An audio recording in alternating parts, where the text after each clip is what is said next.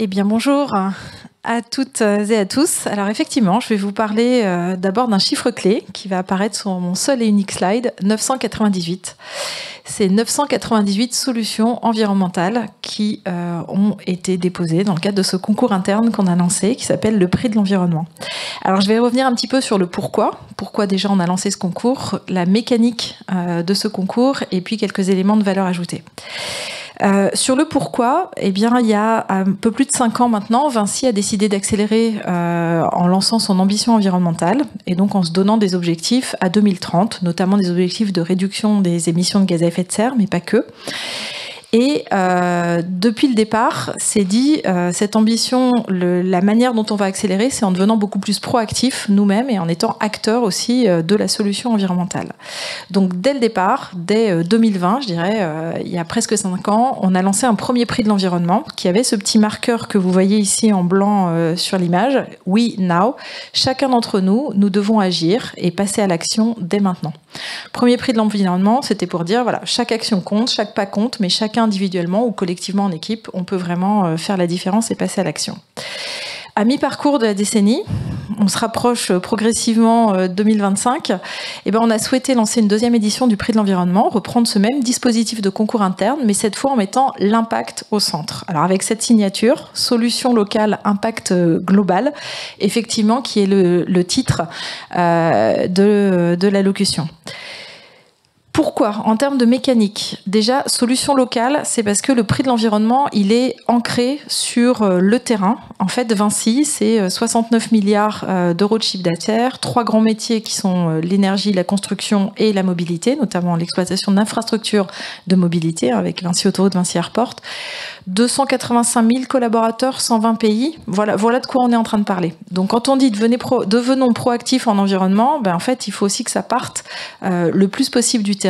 Donc, solution locale, c'est d'abord ça. Ça veut dire que dans la mécanique, ce qu'on a fait, c'est donner des rôles à des régions. Donc, au total, c'est 17 régions. Et à chaque fois, on a nommé un pilote, un modérateur, des correspondants pour accompagner les candidats. Plus tard, il y a eu des experts et des jurys. Et on s'est donné d'un calendrier commun. Donc, un concours comme le prix de l'environnement chez Vinci, ça se vit sur plus d'1 an déjà. Et en fait, ce qu'on donne dans ce concours, c'est aussi du temps. C'est-à-dire on a annoncé en septembre l'année dernière, septembre 2023, on a dit entre janvier et avril, vous déposez vos candidatures. C'est-à-dire que c'est là que soit vous êtes passé à l'action juste avant, soit vous remplissez votre dossier ou vous passez à l'action directement dans ces quelques mois.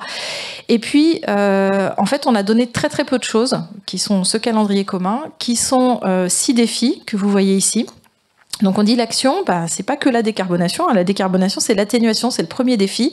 Mais on vous rappelle, depuis le départ, dans notre ambition environnementale, il y a d'autres angles autour de l'adaptation, donc tous les risques climatiques, les nouveaux matériaux, la revalorisation, l'eau et la renaturation, par exemple, qui est vraiment la manière de positiver maintenant et de plus dire on est là pour ne pas détruire la biodiversité ou l'impacter le moins possible négativement, mais par contre directement renaturer. Donc ça, c'est les éléments de mécanique. Les points de valeur ajoutée. Premier élément de valeur ajoutée, évidemment, le nombre de solutions. 998 solutions environnementales, c'est des choses qui sont soit déjà éprouvées avec des entités du groupe qui sont passées à l'action sur chacun de ces défis, soit qui sont quand même des projets très très aboutis, parce qu'on a refusé les idées, on a refusé les bonnes pratiques, et on a voulu effectivement mettre la barre relativement haute ici. Donc ça, c'est le premier élément de valeur ajoutée. Si je veux en citer juste quelques-unes aussi, c'est au total, je vous ai dit, on a 17 régions, donc ça veut dire qu'on a quasiment 170 lauréats en région, puisqu'à chaque fois, il y a eu des lauréats sur chacun des défis, il y a des prix coup de cœur, il y a des prix grand prix des jurys, etc. Et en fait, dans la mécanique, on cadre un minimum avec des critères communs, mais on laisse aussi les régions faire. Donc, par exemple, on a moitié des régions qui ont décidé de faire venir des partenaires, des clients, des fournisseurs autour de la table et de constituer également le jury et donner leur avis sur les solutions du groupe.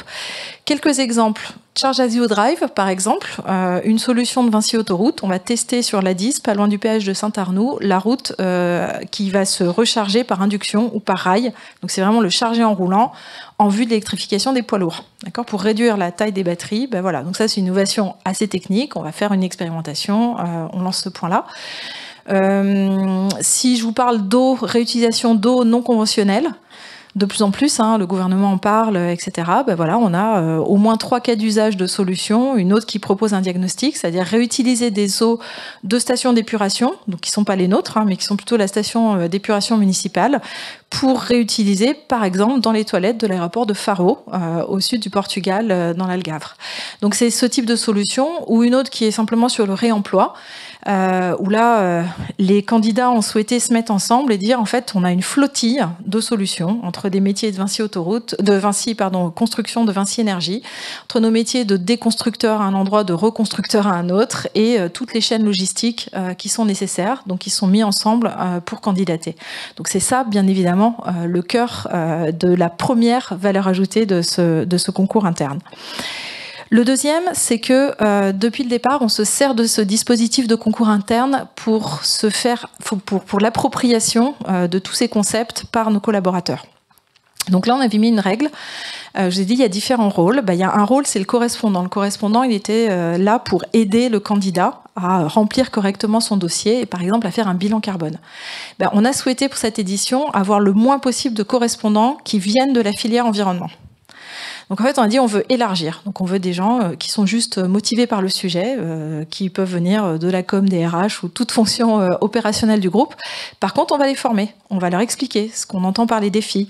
On va leur dire comment revoir un bilan carbone, etc. Pareil avec les experts. Donc les experts, c'est en général une double expertise qui est soit très orientée métier, soit très orientée environnement. Pour le coup, il y avait de la place pour les gens de l'environnement. Et on a des régions qui ont souhaité faire des expertises communes. Donc ils sont réunis un jour, 2 jours, tous les experts ensemble pour regarder la trentaine de dossiers en général qui étaient nominés à l'étape régionale.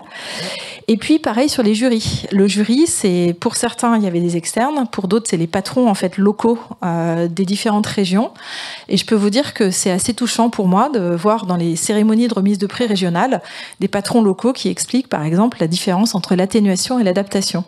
Donc en fait, en leur donnant un rôle dans le dispositif, on force les gens à s'approprier en fait complètement le vocabulaire, le sujet, l'expertise qu'il y a derrière, à comprendre les mots. Et donc au total, ce prix de l'environnement, un chiffre clé qui n'est pas sur la slide, mais c'est 800 relais, c'est-à-dire personnes qui ont joué un rôle dans tout le dispositif support du prix de l'environnement et qui quelque part sont montées en compétences, en connaissances pour aller un petit peu plus loin au niveau de l'impact. Troisième niveau de valeur ajoutée, c'est l'aspect impact global. Et maintenant, c'est aussi ce qu'il y a un peu plus devant nous. Depuis le départ, on a dit solution locale, très bien, 998, une bonne appropriation sur le terrain, c'est génial. Mais la différence, on va la faire si on arrive à déployer. Donc le critère de réplicabilité, il était là présent dès le départ. Et en fait, à partir de là, la semaine prochaine en l'occurrence, puisqu'on a la cérémonie finale de remise de prix qui a lieu le 10 décembre, et dès le lendemain, le 11 décembre, on lance un programme d'accompagnement au déploiement des solutions pour essayer d'atteindre cet impact global. Donc ça veut dire qu'au total, je vais avoir 10 lauréats à peu près. Au niveau de la finale, on en fait rentrer un tout petit peu plus, on se rapproche de 20 en fait, qui rentrent dans un programme d'accompagnement vraiment assez intéressant, j'allais dire lourd, mais c'est pas très positif, mais en tout cas assez intense à l'échelle de Vinci. Il y en a 150 autres qui ont gagné en région et sur lequel on va redéployer un dispositif un peu similaire, de se dire au niveau des régions, quels sont les relais qui peuvent vous aider à vous déployer, tout ça pour obtenir l'impact global.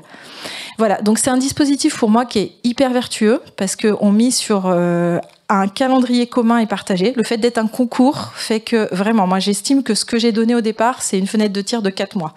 On a donné du temps et on a dit là, après le 30 avril, vous pouvez plus déposer, c'est trop tard. Vous passerez peut-être dans l'édition 3 ans après, mais on n'est pas sûr que dans 3 ans on en refera une. Donc voilà, on donne ce calendrier. On donne l'émulation positive. Donc c'est sûr qu'à un moment donné, les différents métiers du groupe, les différentes régions se sont comparées les unes par rapport aux autres pour dire voilà, moi j'en ai une centaine et puis la petite dernière, elle en a 24, je crois, des solutions qui ont été développées. Mais donc il y a ce classement qui se fait aussi par l'émulation. Est-ce que j'ai du contenu ? Et puis, il y a une fierté terrible, en fait. Les cérémonies régionales, on a à chaque fois dû laisser faire. Pour moi, ça me rappelle que l'environnement, c'est un sujet extrêmement fédérateur, que tout le monde est pour. en interne, il n'y a pas de sujet, mais que c'est extrêmement humain.